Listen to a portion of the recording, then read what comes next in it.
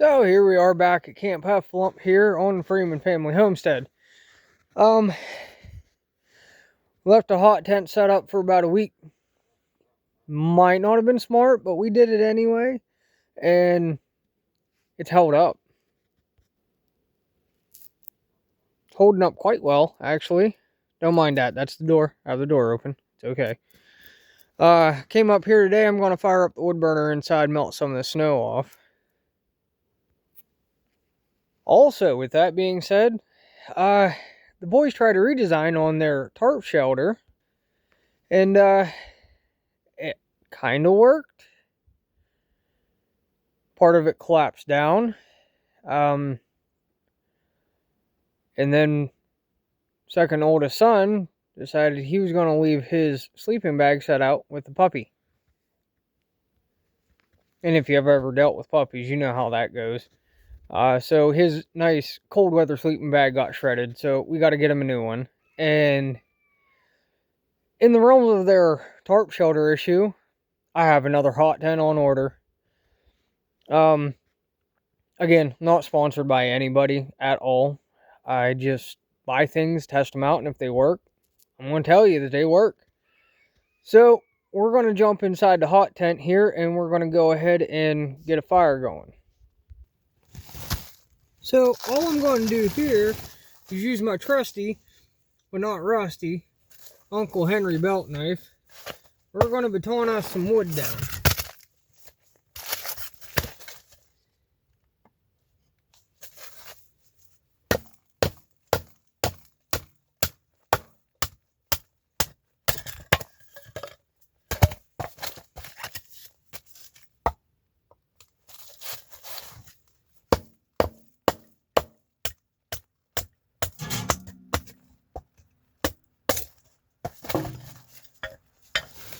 Just like that, with a belt knife, a block of wood. Real easy to do.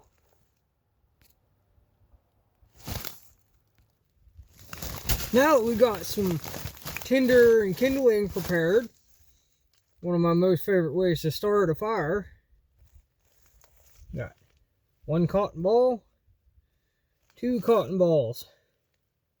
And now I even do this out in the woods camping.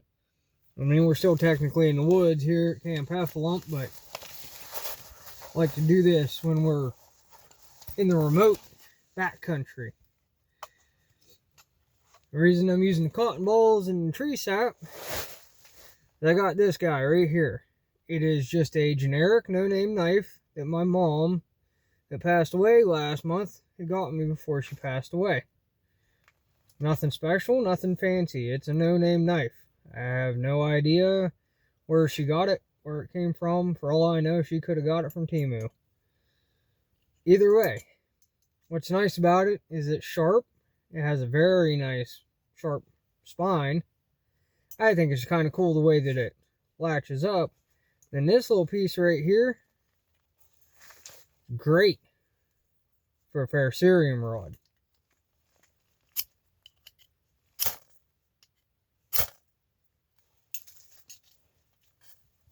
Like I said, one of my most favorite ways.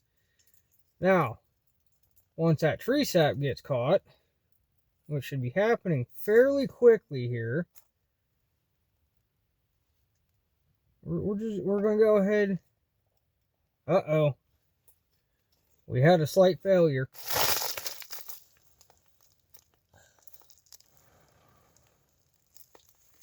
Well, you know what they say. At first you don't succeed. Try again. Because giving up is not an option. Not here at Freezy. We don't give up on nothing. Unless we're absolutely forced to. Which has happened. Obviously, like last week's attempt at winter camp. So here we go again. Second attempt. Now, I wish y'all could smell that pine sap burning. Oh man, does it smell good. And we're just going to put our little tinder pieces on here. Let them bad boys catch. And note, Get your burner and airflow open, wide open, before you set this dude in here. You gotta make sure you don't have your stuff setting too wide before you put it in the stove, like I got. We're just gonna go ahead and we're gonna slide this whole thing right in here. And we're gonna let that catch real good, and then we're gonna throw some other pieces on it here in a minute. Now, while that fire is starting to catch real good, I also want to make note of the way I just started that fire is obviously not the only way to start it. The quickest and easiest way is a Bic lighter. But I'm filming, so I'm not wearing gloves. I don't have the dexterity in my hands, and even with the safety broke off of my Bic lighter, I can't flick my Bic per se. And another thing to note is, don't let your Nalgene set here with the fire going. I learned that lesson last week. Made me a serious boo-boo on that. It's alright. It melted it a little bit, but it's still useful. Now, we got fire and heat going in that dude. We're going to let her set for about 10-15 minutes, and we'll come back and we'll check on her.